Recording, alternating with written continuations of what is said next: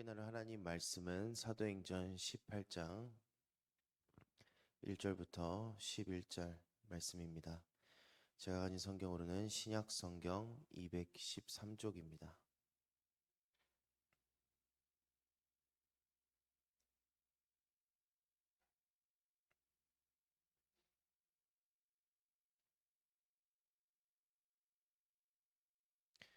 사도행전 18장 1절부터 11절까지 말씀입니다.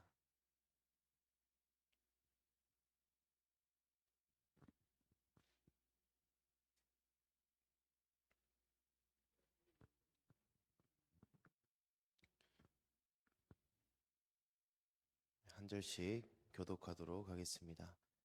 그 후에 바울이 아덴을 떠나 고린도에 이르러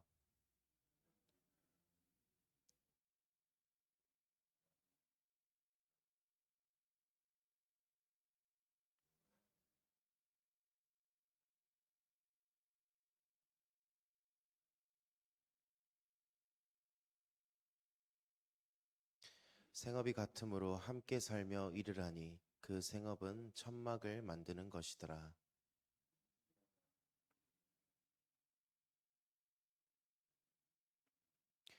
실라와 디모데가 마게도냐로부터 내려오매 바울이 하나님의 말씀에 붙잡혀 유대인들에게 예수는 그리스도라 밝히 증언하니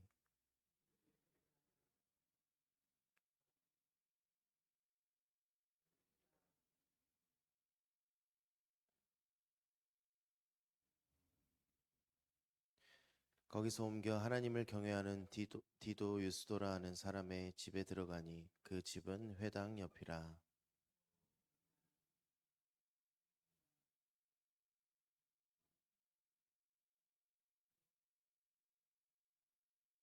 밤에 주께서 환상 가운데 바울에게 말씀하시되 두려워하지 말며 침묵하지 말고 말하라.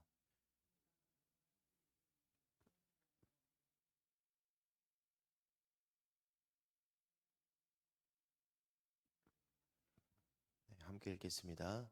1년 6개월을 머물며 그들 가운데서 하나님의 말씀을 가르치니라. 아멘. 네, 우리가 지난 시간 사도행전 17장 말씀을 나누면서 이 바울의 2차 전도 여행의 그 여정을 계속해서 살펴보고 있습니다.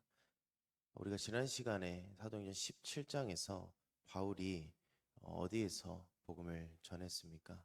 이 데살로니가를 거쳐서 베레아를 지나서 그리고 이 베레아에서도 핍박하는 그 유대인들을 피해서 바울이 혼자서 이 아테네로 오게 됩니다.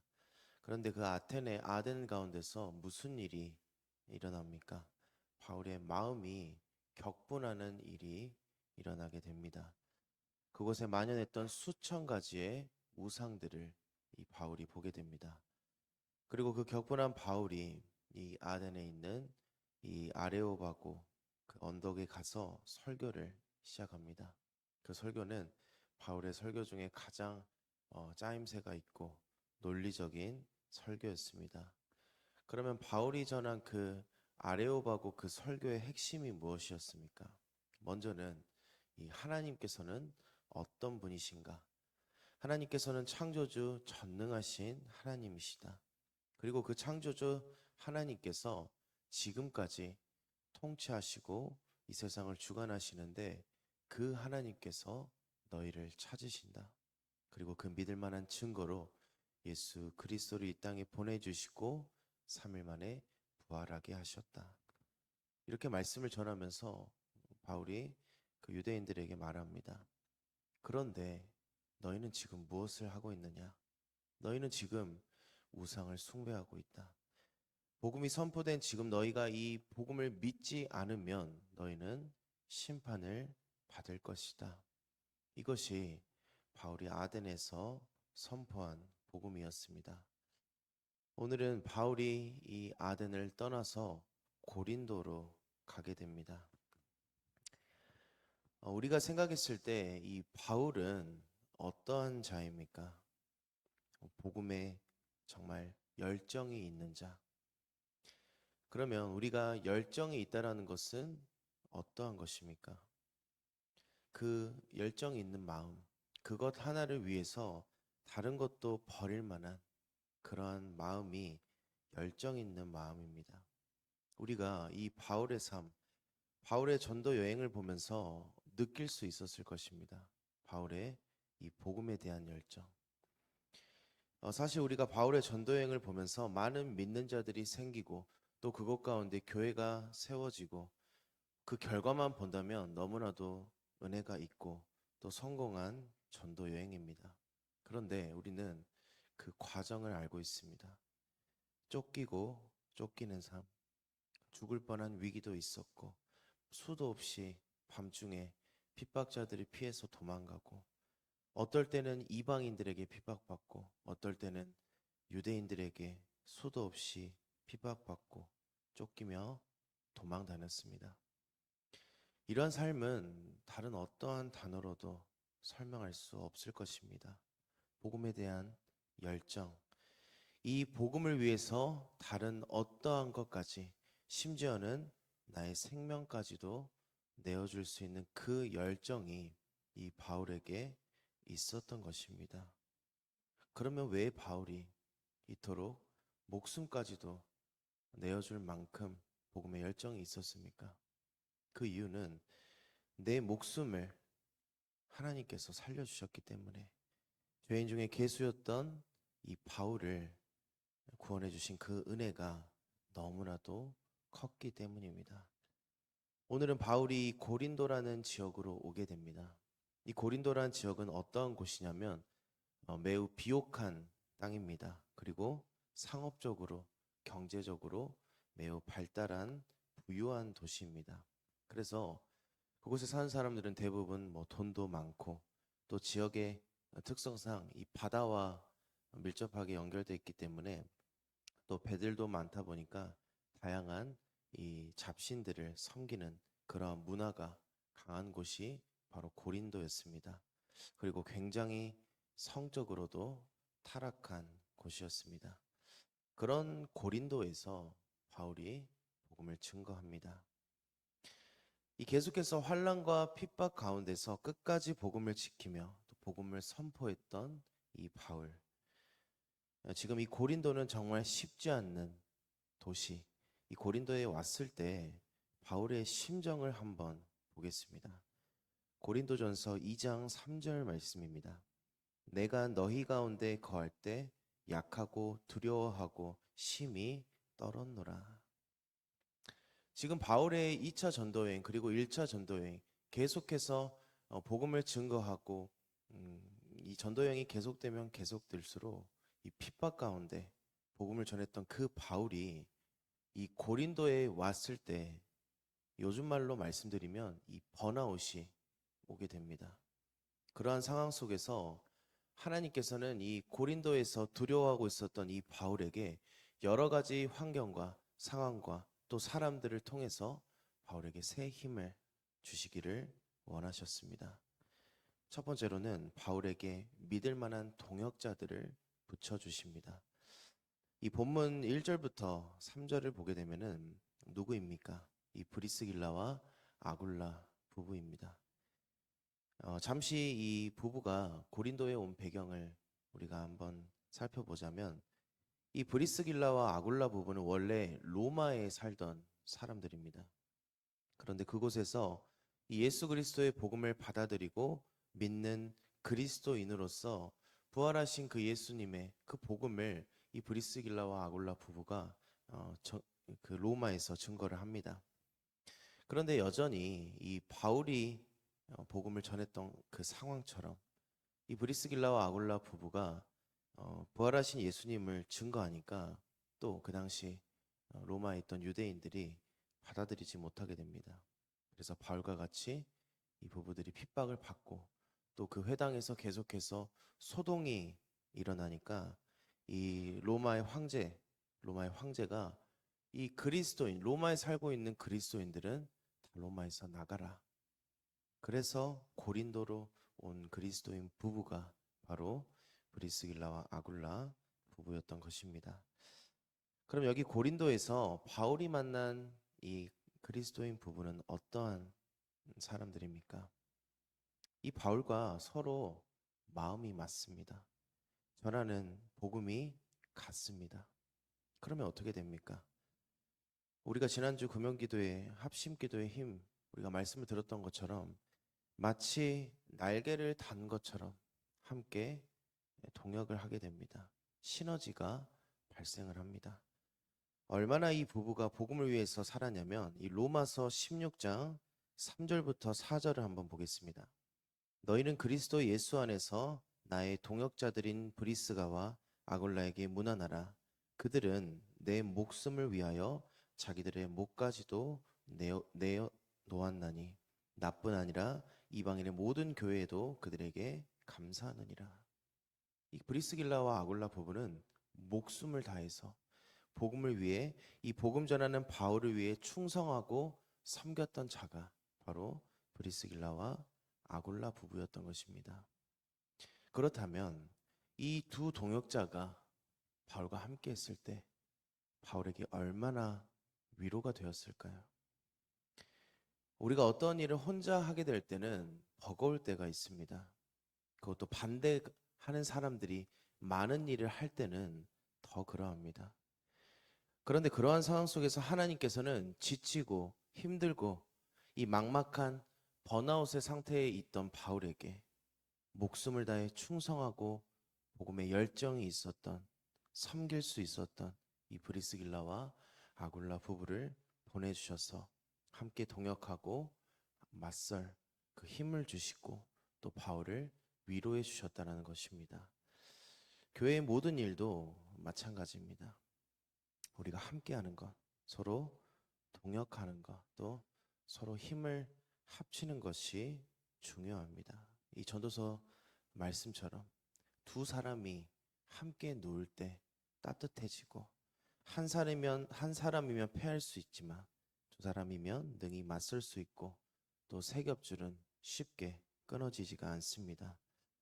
우리에게 허락하신 믿음의 공동체 그리고 우리 주변의 믿음의 동역자들은 하나님께서 우리에게 붙여주신 것입니다. 왜입니까? 우리가 지치지 않도록, 우리가 맞서 싸울 수 있도록, 우리가 힘을 합쳐 더 하나님의 뜻을 이루어 나가도록, 때로는 서로에게 위로를 받고 또 즐거움을 함께 나누고, 우리가 어떤 일이 힘든 일이 있다 해도 그 힘든 일을 함께 나누면 가벼워지는 것입니다. 하나님께서는 우리에게 또 바울에게 이러한 은혜를 주신 것입니다. 만남의 축복 그리고 믿음의 동역자를 붙여주셨습니다. 두 번째로 하나님께서 바울에게 힘 주시는 일이 이 디모데와 실라를 통해서입니다. 이 본문 5절을 한번 보겠습니다. 실라와 디모데가 마게도냐로부터 내려오매 바울이 하나님의 말씀에 붙잡혀 유대인들에게는 예수는 그리스도라 밝히 증언하니. 드디어 이 데살로니가와 빌립보로 보냈던 이 바울과 실라가 이 고린도에서 합류를 하게 됩니다. 지난 17장에 보면은 이 베레아에서 서로 흩어지게 됐습니다. 이 아덴에 먼저 바울이 오게 되면서 흩어졌었는데 이 디모데가 데살로니가 교회에 그 소식을 가지고 오고 또 실라가 이 빌립보의 교회의 소식을 바울에게 전해주게 됩니다. 어쩔 수 없이 떠나왔던 이 데살로니가의 교회의 그 소식은 어떠했습니까? 바울이 걱정했던 것과는 다르게 너무나도 굳건히 교회가 세워지고 믿음을 지키고 있는 이 데살로니가 교회 성도들을 보고 바울의 마음이 너무나도 기뻤던 것입니다. 그리고 그 소식을 듣고 바울이 또 위로를 받게 됩니다. 이 데살로니가 전서 3장 7절 말씀입니다. 이러므로 형제들아 우리가 모든 궁핍과 환난 가운데서 너희 믿음으로 말미암아 너희에게 위로를 받았노라. 또한 실라는 어떠합니까? 이 빌립보 교회에서 소식을 들고 오지만 바울을 도울 수 있는 물질도 같이 가지고 옵니다. 고린도후서 11장 9절입니다. 또 내가 너희와 함께 있을 때 비용이 부족하였을 때 아무에게도 누를 끼치지 아니하였음은 마게도냐에서 온 형제들이 나의 부족한 것을 보충하였습니다. 빌립보서 4장 15절입니다. 빌립보 사람들아 너희도 알거니와 복음의 시초에 내가 마게도냐를 떠날 때 주고받는 내 일에 참여한 교회가 너희 외에 아무도 없었느니라. 이 빌립보 교회는 계속해서 바울을 위해서 물질로 헌신하고 도움을 주게 됩니다. 심지어 그 물질의 후원이 계속해서 이 바울의 사역에 도움이 되고 또 바울이 로마 감옥에 갇혀 있을 때도 이 에바브로디도라는 사람을 통해서 계속해서 이 바울에게 도움을 주게 됩니다.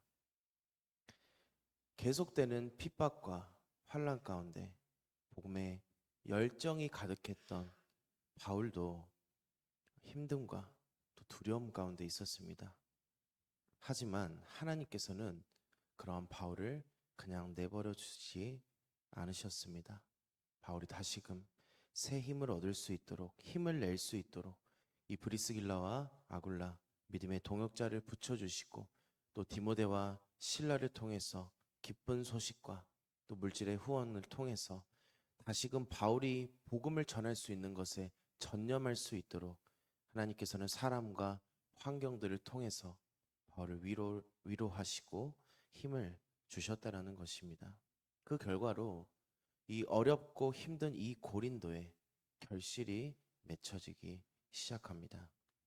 바울이 회당에서 이 유대인들에게 복음을 증거하는데 역시나 유대인들은 쉽지 않습니다. 이 본문 6절에 보면은 그들이 바울이 전하는 그 복음을 듣고 코웃음을 치고 또 바울을 비방합니다. 그러자 바울이 어떻게 합니까?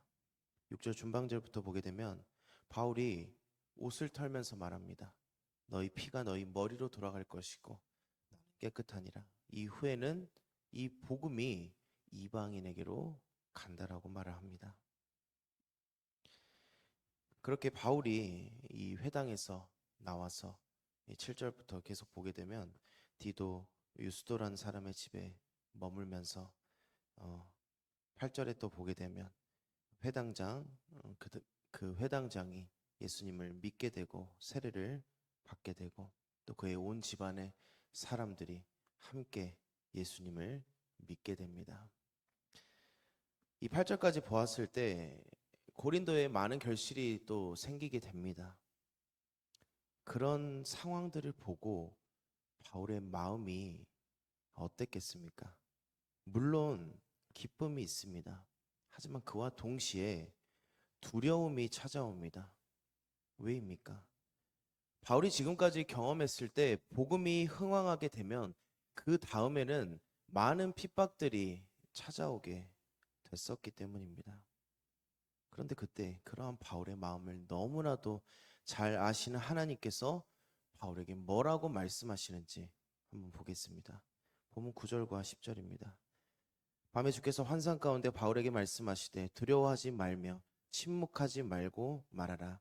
내가 너와 함께 있음에 어떤 사람도 너를 대적하여 해롭게 할 자가 없을 것이니 이는 이 성중에 내 백성이 많음이라 하시더라. 우리가 두려움이 임할 때는 어떨 때 두려움이 임합니까? 어떠한 외부적인 환경이 닥쳐올 때, 또 심정의 변화가 생길 때 우리가 두려움이라는 감정이 생깁니다. 그런데 하나님께서는 지금 바울에게 두려워하지 말라라고 말씀하십니다. 그럼 우리가 생각했을 때 이 두려움이 없어지려면 그 앞에 닥칠 환경, 그 문제가 해결이 돼야 마음이 안정되고 두려움이 사라질 텐데 하나님께서는 지금 바울에게 왜 두려워하지 말라고 말씀하셨을까요? 그 이유가 요한일서 4장 18절 말씀에 있습니다. 요한일서 4장 18절입니다.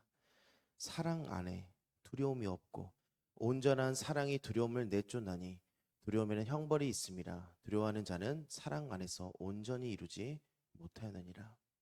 우리가 두려움을 해결하기 위해서는 그 두려움을 잠재우기 위해서는 온전한 하나님의 사랑 안에 있어야만이 그 두려움을 해결할 수 있다는 것입니다. 그렇다면 어떻게 하나님의 사랑이 두려움을 내쫓습니까? 오늘 본문 10절입니다. 내가 너와 함께 있음에. 이게 가장 중요한 사실입니다. 내가 너와 함께 있음에. 나를 사랑하시는 그 하나님께서 어떤 내 멀리 있는 것이 아니라 내 가장 가까이 나와 함께 하시고 나의 모든 것을 아시며 나의 어려움과 괴로움과 기쁨과 즐거움 어떠한 상황 속에서도 나와 함께 하신다라는 그 사실. 그 하나님께서는 어떠한 분이십니까? 천지 만물을 창조하신 전능하신 하나님. 나를 너무나도 사랑하셔서 독생자 예수님까지 보내주신 그 하나님께서 내 가장 가까이서 내 머리털도 세고 계시며 나를 눈동자같이 지켜 보호해 주시는 그 하나님께서 나와 함께 하신다라는 그 사실을 우리가 느낄 때 우리 안에 있는 수많은 두려움들은 그 하나님의 사랑을 이길 수 없다라는 것입니다. 오늘 본문은 바울의 2차 전도 여행 중 고린도에서 있었던 일들입니다. 수도 없이 많은 곳들을 돌아다니면서 수많은 상황을 겪으면서 복음을 전했던 그 바울의 마음 가운데서도 두려움이 있었습니다. 하지만 하나님께서는 그 바울에게 어떻게 하십니까? 동역자를 붙여주시고 기쁜 소식들을 전해주시고 물질적인 도움을 주시고 마지막으로 가장 중요한 것, 하나님께서 너와 함께 하신다. 우리의 삶도 마찬가지입니다. 바울과 함께 하셨던 그 하나님께서는 우리와 함께 하십니다. 우리 가까이서 우리의 삶을 지켜보시고 나 가장 가까이서 나를 돌보아 주십니다. 우리가 이러한 하나님의 사랑을 느끼고 깨달을 때 내 안에 두려움은 떠나갑니다. 오직 하나님의 사랑 안에서 그 하나님을 의지함으로 우리가 어떠한 상황이 온다 할지라도 담대한 믿음, 그 믿음을 통해서 하나님께서 기뻐하시는 그 뜻들을 이루어가는 저와 성도님들이 되시기를 소망합니다. 기도하겠습니다. 하나님 아버지, 은혜와 사랑을 너무나도 감사합니다. 우리를 사랑하여 주시고 우리를 구원하여 주시고 우리에게 사명을 맡겨주셔서 우리가 우리의 삶 가운데 늘 하나님의 뜻대로 살아가려고 노력하고 늘 예수 그리스도의 증인으로 살아가려고 노력하는 그 과정 가운데 우리는 너무나도 연약하기에 우리의 마음속에 수많은 두려움들이 찾아옵니다. 하지만 주님, 그 두려움을 이길 수 있는 가장 중요한 것은 우리가 늘 하나님의 사랑을 받고 있고 우리가 늘 은혜 가운데 거하고 있다는 사실임을 이 시간 고백합니다. 우리가 날마다 하나님의 사랑 가운데 거한 자들로서 늘 예수님을 의지하고 성령님의 도움을 구하며 우리에게 맡겨진 그 사명들을 감당함에 있어 새 힘과 새 능력을 허락해 주시는 그 주님의 은혜로 말미암아서 우리가 이 땅 가운데 담대히 예수 그리스도의 복음을 증거하며 살아갈 수 있는 우리의 삶이 되도록 주님 우리 가운데 함께하여 주시옵소서. 다시 오실 예수님 이름으로 기도드리옵나이다.